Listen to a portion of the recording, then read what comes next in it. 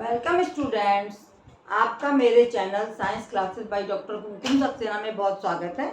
और इस समय हम चल रहे हैं 9th क्लास का जो हमारा चैप्टर 5th है, जिसमें हम कोशिका की रचना पढ़ रहे हैं। उस दिन मैंने ये आपको एनिमल सेल पढ़ाया था, जंतु की कोशिका, और ये आज बनाई है मैंने पादप कोशिका। दोनों कोशिकाएं आपको दिखाई दे रही हैं, दोनों का अंतर भी समझाया जाएगा।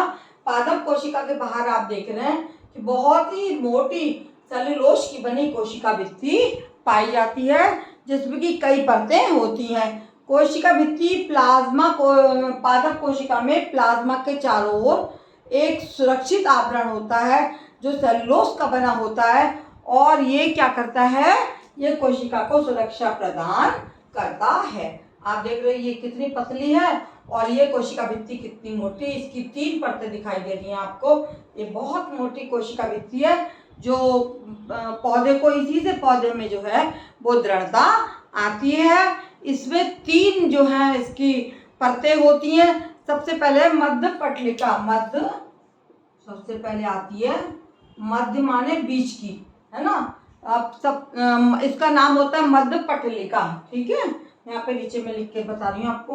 मध्य पटलिका, जो बीच का भाग होता है वो मध्य पटलिका कहलाता है। और ये क्या करती है, और इसका कार्य, ये 2 निकटवर्ती जो कोशिकाओं की भित्ति के मध्य में सीमेंट की भांति कार्य करती है।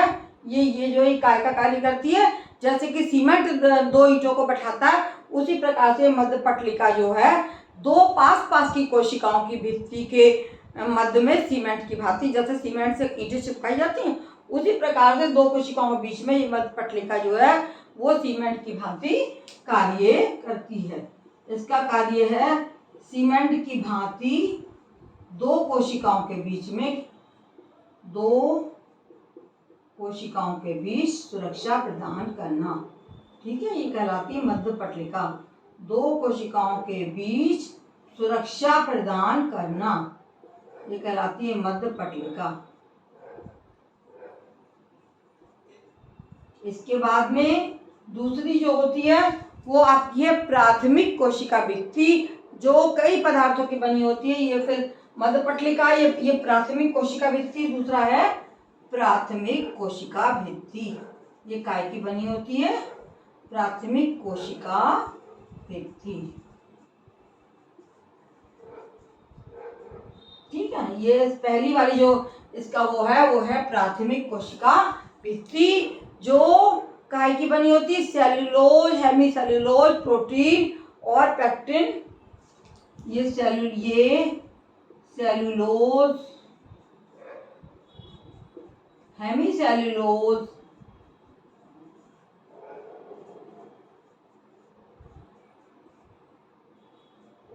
पैक्टिन,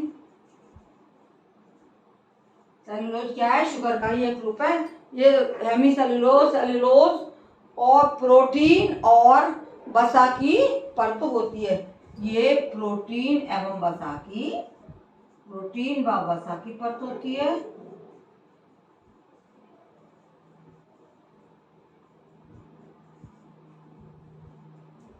इसका कार्य क्या है, ये भी इसको दृढ़ता प्रदान करती है।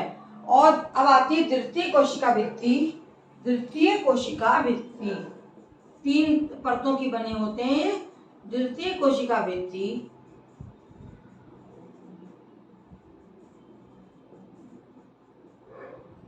द्वितीय कोशिका भित्ति किस चीज की बनी होती है, ये भी इसी तरीके के पदार्थों की बनी होती है। ये प्राथमिक कोशिका भित्ति में पैक्टिन, लिग्निन आदि पदार्थों के जमाव से बनती है, हैं? ये कोशिका में पैक्टिन और लिग्निन आदि के, ये सब क्या हैं, ये छोटे छोटे से आपके वो हैं प्रोटीन्स के ही, वो है पैक्टिन, लिग्निन आदि के जमाव के कारण, केमिकल्स हैं, ये जमाव के कारण बनती है। इस प्रकार से आपको दिखा दिया मैंने कि इसकी कितनी परतें हैं। बहुत अच्छे से आप समझ लीजिए कि इसकी 3 परतें होती हैं। मध्य पटलिका जो दो कोशिकाओं के बीच में सीमेंट की भांति कार्य करती है और कोशिका को सुरक्षा प्रदान करती है। दूसरा प्राथमिक कोशिका भित्ति, ये काय की बनी होती है प्राथमिक कोशिका भित्ति?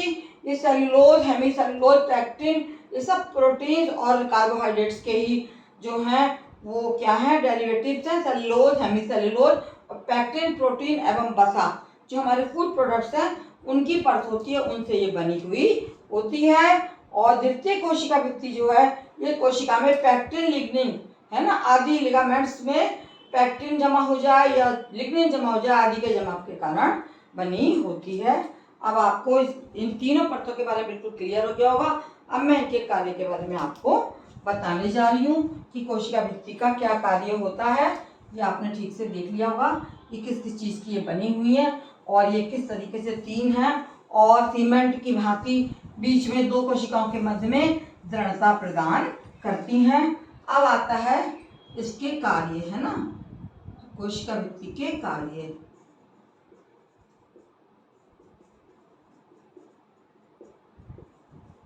कार्य इसके बहुत अलग अलग हैं, वो मैं आपको बता रही हूँ। इसका जो सबसे इम्पोर्टेंट कार्य है वो क्या है कि ये बैक्टीरिया, पादपों व कवकों आदि की कोशिकाओं को विलयन में बिना टूटे उनका आकार बनाए रखती है। जो हमारे जो बैक्टीरिया होते हैं उनके पादपों एवं कवकों आदि की कोशिकाओं को तनु विलयन में बिना टूटे उनका आकार बनाए रखती है। ये बैक्टीरिया, ठीक है, बैक्टीरिया हो गए और क्या हो गए आपके पादपों एवं कवकों की कोशिकाओं को, पादपों एवं कवकों की कोशिकाओं को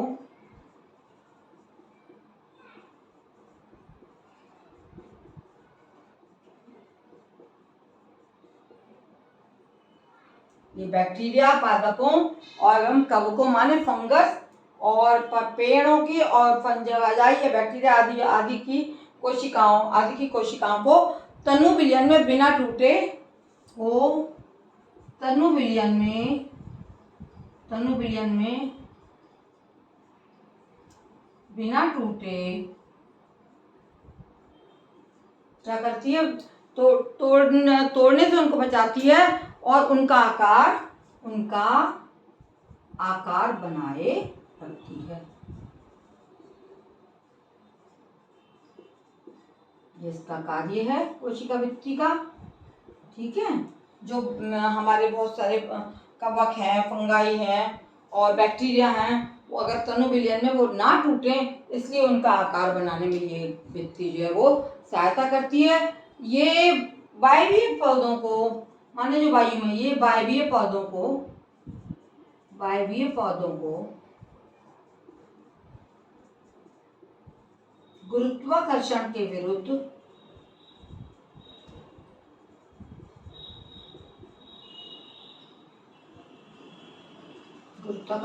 कार्य करता है। जमीन जो तो उन्हें सीधा इरेक्ट खड़े रहते हैं, झुकते नहीं है। तो ये वायवीय पौधों को गुरुत्वाकर्षण के विरुद्ध ऊर्ध्व खड़ा करने में, ऊर्ध्व माने सीधे, ऊर्ध्व खड़ा करने में मदद करती है। ऊर्ध्व खड़ा करने में मदद करती है। और इसका एक अन्य कार्य और मैं आपको बता रही हूँ। अन्य कार्य इसका क्या है? इसका कार्य है कि कोशिकाओं को ये सूखने से बचाती है। कोशिकाओं को सूखने से बचाती है।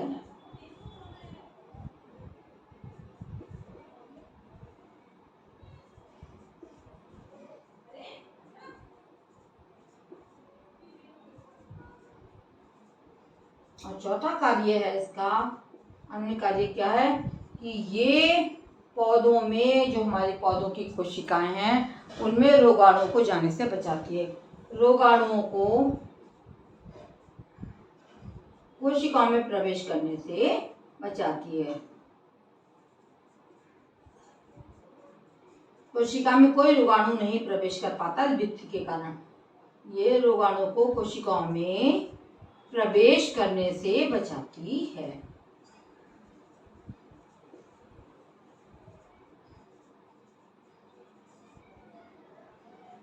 ये आज मैंने अभी आपको बता दिया कि कोशिका भित्ति क्या होती है और इसके क्या कार्य हैं और इसकी क्या परतें होती हैं। मेरा चैनल आपको अच्छा लगता हो, ये फ्री क्लासेज है जिसमें आपको कुछ भी नहीं देना, केवल आपको देख के पढ़ना है।